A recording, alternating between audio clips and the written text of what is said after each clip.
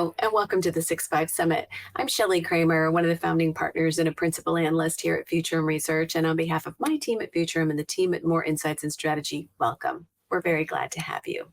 In this spotlight conversation, More Insights, Patrick Moorhead is joined by Ventana Microsystems CEO Balaji Baktha. And their conversation today centers on the RISC-V ecosystem, chiplets, and Ventana Micro's strategy for the future. Let's go hear what they have to say.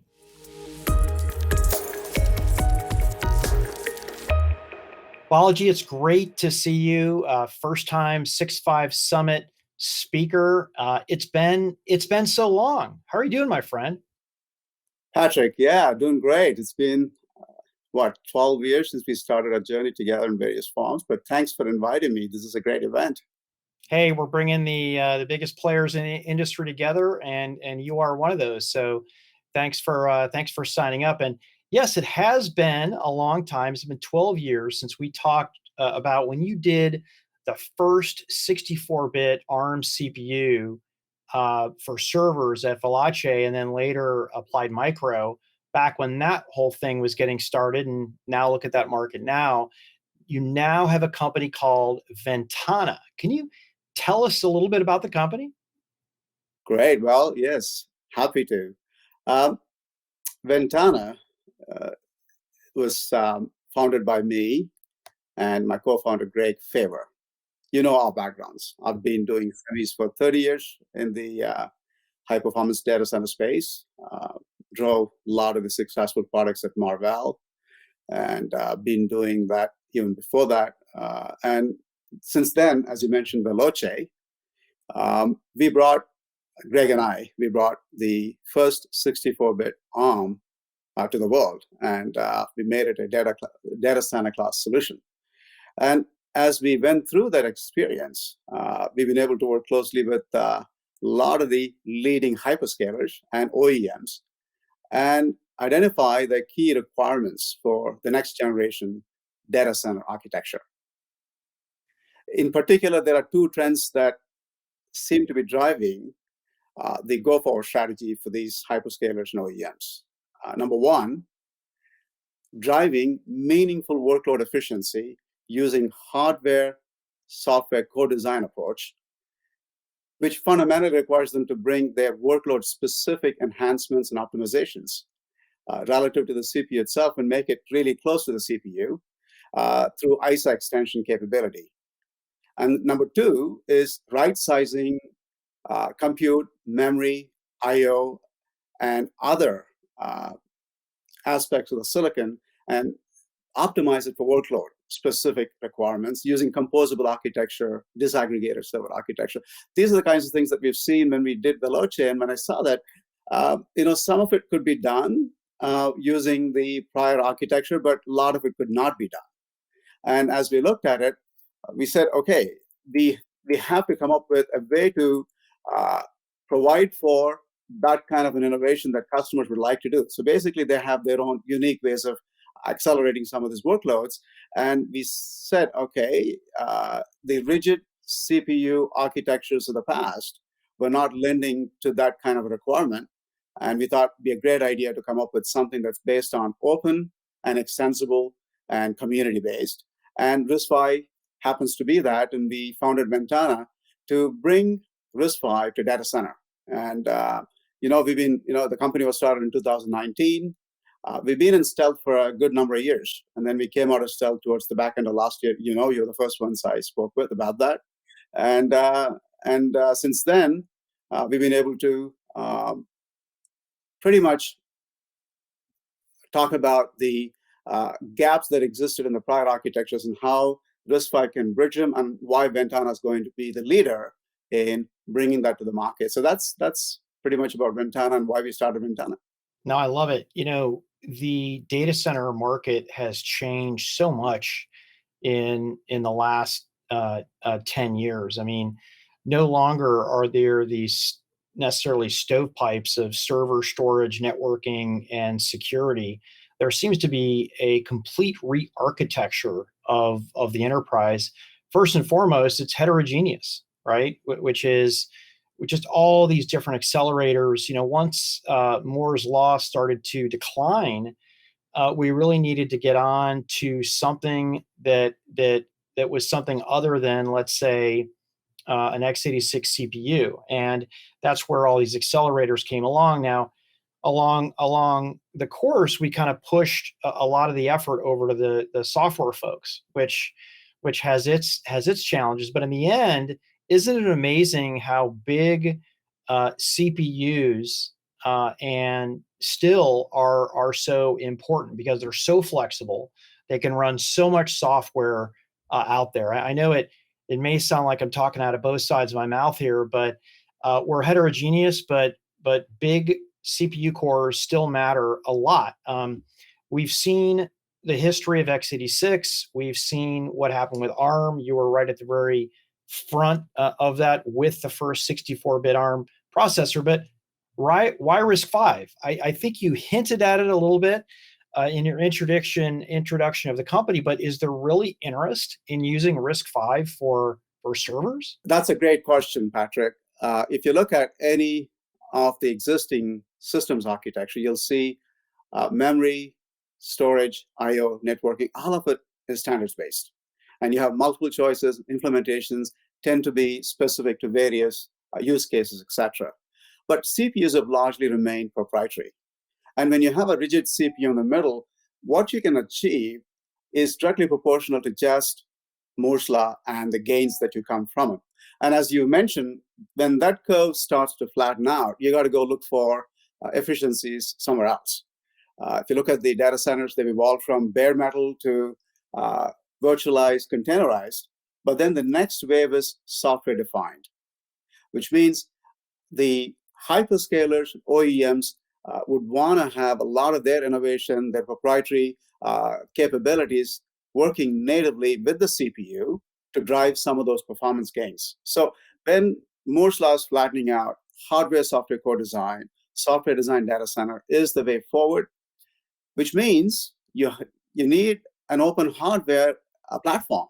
And it starts with an open processor and an open source processor that allows you to add those capabilities while maintaining complete software compatibility through rigid base ISA compatibility.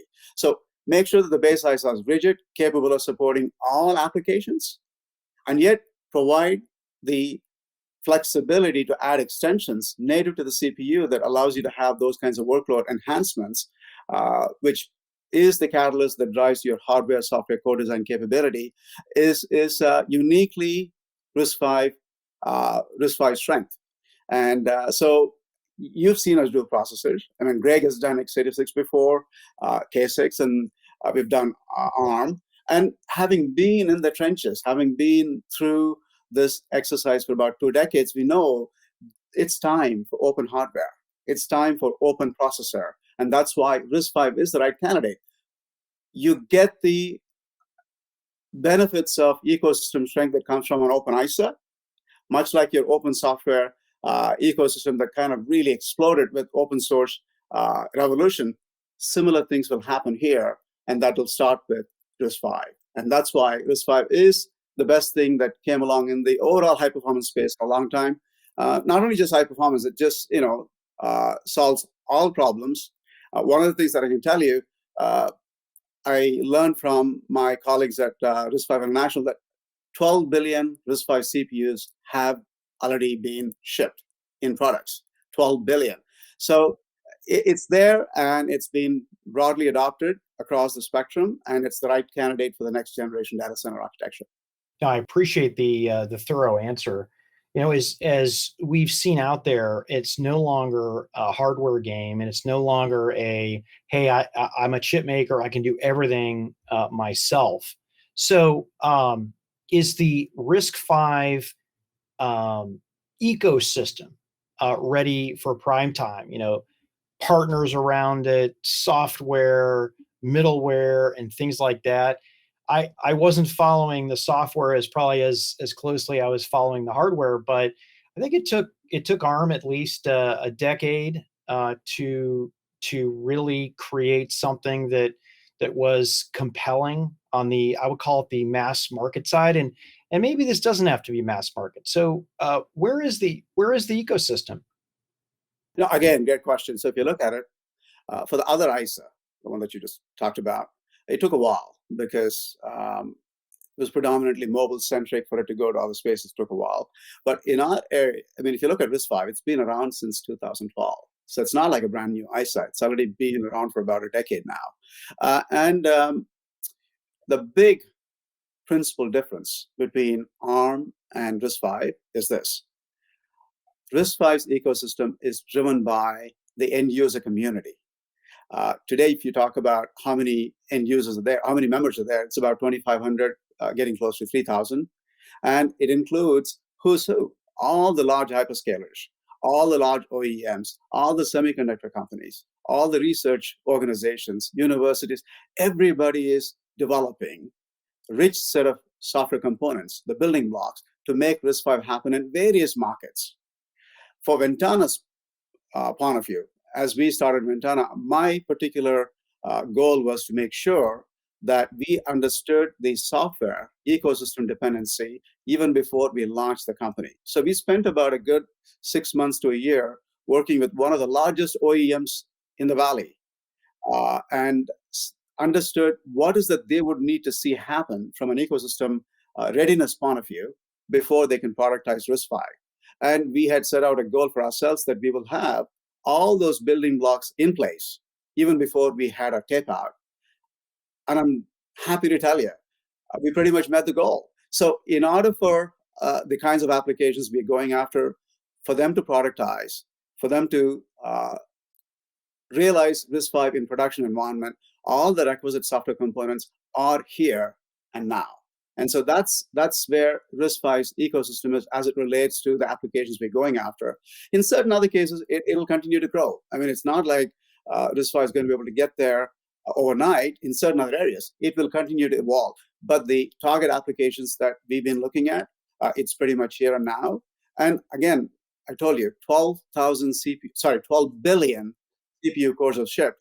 They all run some kind of software. So it is ready to a large degree. Yeah, it's almost like we learned something the previous 15 years or something. I say that with sarcasm, of course, but as industries, we do learn and we get better at bringing up things like this. In the introduction, you talked about chiplets these days, and listen, I mean, you can't go to a semiconductor conference without discussion of chiplets. I mean, can you talk a little bit more about your chiplet strategy? As we launched Ventana, one of the first things that we thought about is how can you enable, who are your customers and what problems are you solving, and how do you make it easy for them to solve those problems? And right from day one, it was very apparent to us that chiplet was the right way to go. Why? There are several compelling benefits. The first one is customer-driven innovation in the form of workload accelerators and composable architecture solutions by right-sizing memory, I/O. These are key requirements for hyperscalers and OEMs. And chiplets are the best way to do that. Chiplets enable rapid productization of these capabilities.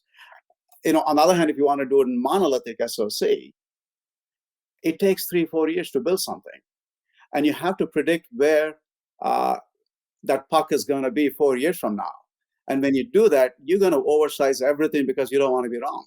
And when you do that on a 5 or a 3, assuming your memory interface changes, your I/O changes, something else changes, all of a sudden you're having to retape out the whole darn thing. That's $11-15 million just for the tape out. If you can modularize the design, move compute to the most advanced process geometry, like a 5 or a 3, just the compute chiplet, and the rest of the building blocks that tend to be analog or mixed signal intense, keep them at an N-2 process node, like a 12 or a 10. When you keep it there, most IPs that you need to integrate, they tend to be more robust and silicon proven in N-2, and they yield better and they cost less. So for you to be able to do the moving parts in an N-2 process geometry and have customer specific IP incorporated into them, And then combining these two into into a multi-chiplet based system using inexpensive packaging solution. That's what chiplet is all about. So the benefits are really, really compelling.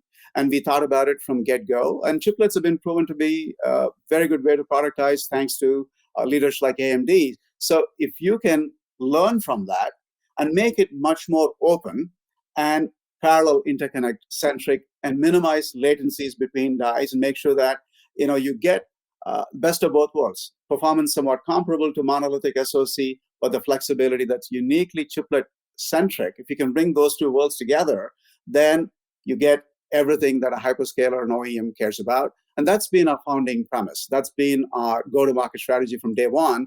And so Ventana's chiplets, 16 cores, 8 cores, are all based on, the first generation is going to be based on ODSA BOW.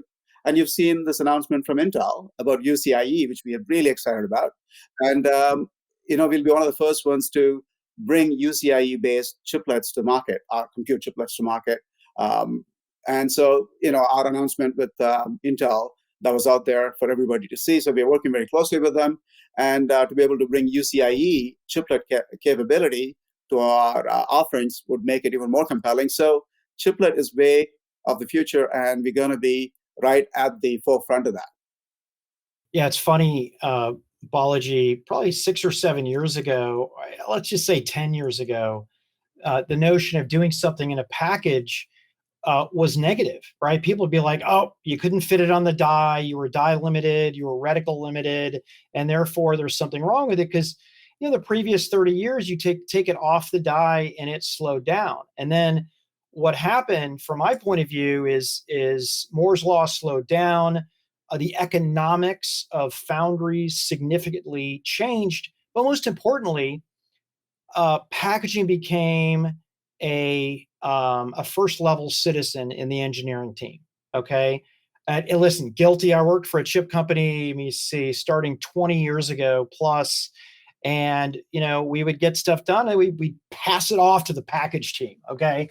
But now with the tens of billions of dollars spent on packaging technology, I believe you can have your cake and eat it too, right? You can have the performance, you can hit the power, a little bit more expensive, but a lot of that is made up because you're not doing the entire silicon and bleeding edge, right? You're only doing only part of the SoC in bleeding edge, and good die per wafer is higher. I mean, it all ends up working. And Intel has been, in my opinion, the leader in moving this forward. But I think as importantly, educating, quite frankly, people like me on the art of the possible, because I was completely skeptical. So net, I think your intersection of Ventana and your strategy and when you're going to hit the market makes just so much sense to me here. So hey, take that as a compliment. I think you nailed it. Now, you talked a little bit about your business model before, but would you mind for the audience doing a double click on that? Are you going to be using chiplets mostly for the data center market or for other markets?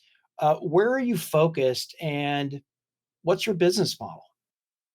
Great. So let's talk about where are we focused.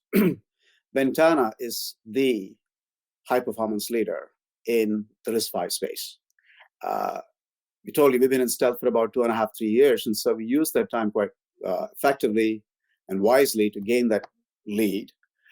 And the target markets tend to be data center, 5G, edge compute, high performance networking, storage, security, appliances, and routers, switches, and that sort of thing. And then fully self-driving automotive applications that require high-performance compute. And eventually clients as well. But if you look at it, those are the kinds of markets we're going after. The market time for that is just huge. It's about 90 billion or so. So as you look at it, the market opportunity is quite large. And how do we go to them? How do we address what's a go-to-market? So for anything that's 8 cores and above, we believe chiplets are the best way to go. And most applications that are data center, edge compute, and so forth, they tend to be in the 8-core plus space. So there, chiplet is way to go. And if you have applications that are 4 cores or lower, you want to be able to do chiplets may not be good candidates because they add more cost to your overall bill of material cost, etc., silicon cost. So the best way to go there is to license our IP to be integrated into customers' SoC designs. So we do both chiplets for 16 cores, 8 cores, and above. And then in a typical customer socket, you could actually see up to 8 Ventana chiplets to get to the compute densities per socket that they're targeting, and as few as maybe 1. So an average could be 4 to 6. So that's kind of the chiplet base. And for those customers who don't want to do their own chiplets, their own I/O hubs, and their own products, we also offer ASSPs, standard products, in 4 chiplet and 6 chiplet, 8 chiplet versions. So we have standard product offerings as well.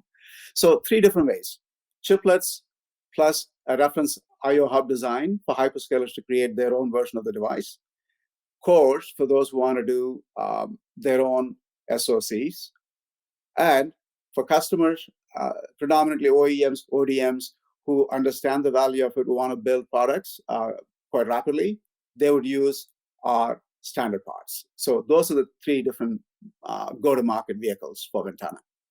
Yeah, I'm glad to hear about that flexibility. Now, you and I both know to prove out the chiplet, you had to build, you had to test it out with an SoC. And then in between that, are the different flavors that you're offering. But, I spend a lot of time, Balaji, with your potential customers. And I will tell you that they are looking for different implementations. Now, the great part, though, I think, is that if you start with a chiplet mentality, flexibility, I mean, as long as you have the right interconnects, is really off the scale of what you can do. And you've appropriately sized your memory controller to be able to hit all the cores, and that flexibility allows a company like yours to play in so many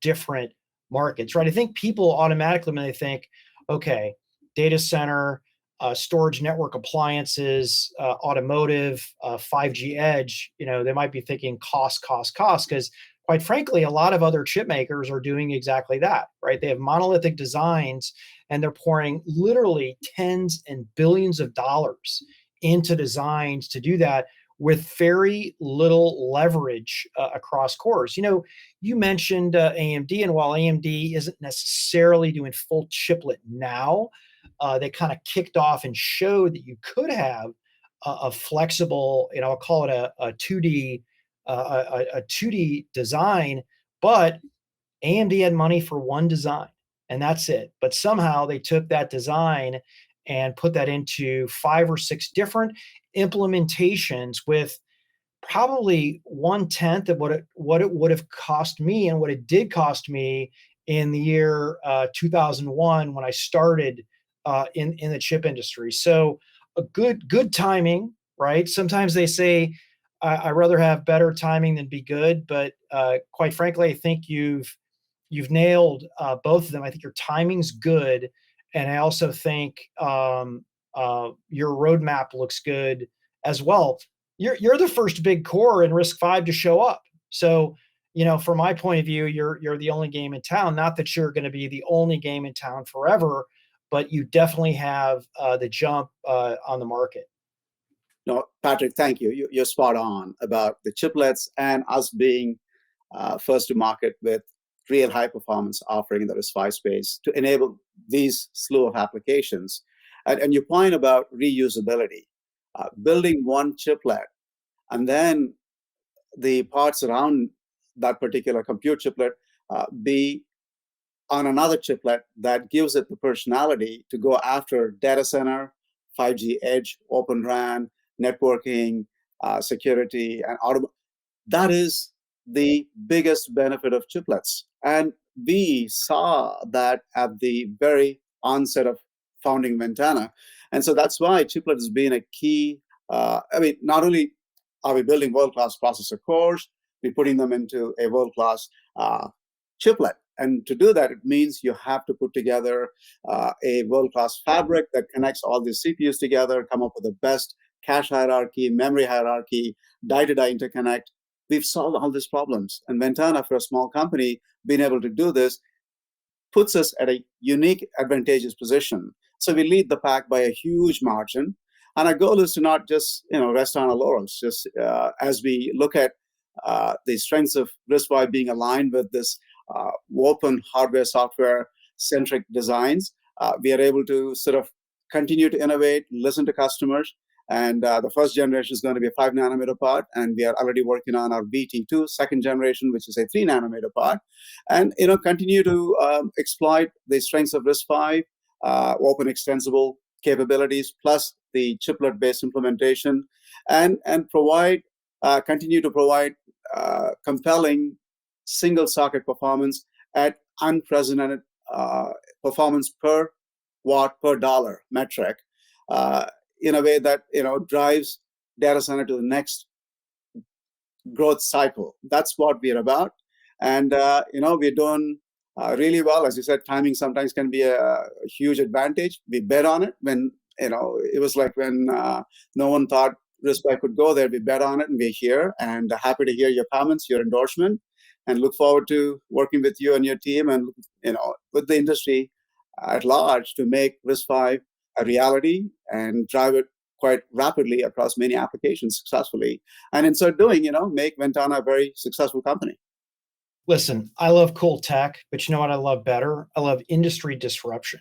And the combination of RISC-V plus chiplets plus a unique business model is absolutely a disruptive force. And man, I'm glad I'm part of this industry. This is fun. And listen, Balaji, I think this is absolutely the deepest that anybody has ever heard of Ventana Micro. And I appreciate you sharing all of this information with the audience today. And thank you so much for coming on for the first time. And we'd love to have you back on the show next year. Great. It's been a great show, and happy to be part of it, and look forward to working with you in the future as well. And Patrick, thank you, and thanks to your audience as well. Thanks.